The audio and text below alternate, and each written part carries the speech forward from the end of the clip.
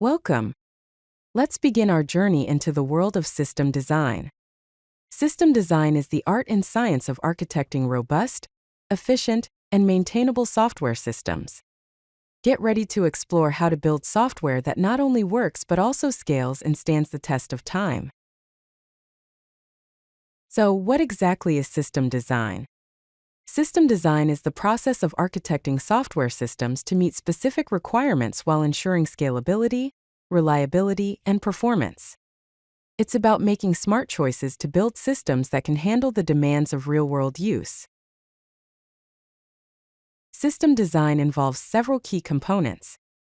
These components are architecture, scalability, reliability, and performance. First, architecture is the overall structure and component relationships within a system. Then, scalability refers to a system's ability to handle increased load and growth.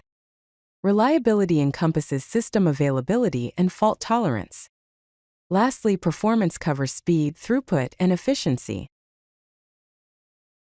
You might wonder, why does system design matter? System design enables building systems that can scale from hundreds to millions of users.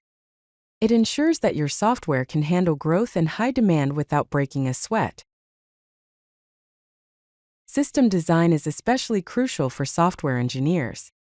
It's an essential skill for senior roles in technical leadership, opening doors to career growth. It also develops architectural thinking and trade-off analysis skills, making you a better problem solver. Let's explore some common design patterns used in system design. These patterns include load balancing, which distributes requests across multiple servers. Caching, which stores frequently accessed data for faster retrieval. Database sharding, which splits data across multiple database instances. Microservices, which breaks a system into small independent services. Message queues, which handles asynchronous communication between components. And content delivery networks, also known as CDNs, which provides global content distribution for faster access. The system design process typically involves 3 key steps.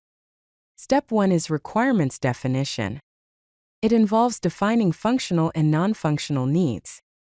Step 2 is architecture design, which involves designing the high-level system structure. And step 3 is implementation, where you build and deploy the system. Ready to build? Start with small projects and gradually tackle more complex systems. Let's dive deeper into system design fundamentals. If you like this video, hit that like button and don't forget to subscribe. Visit CodeLucky.com for more such useful content.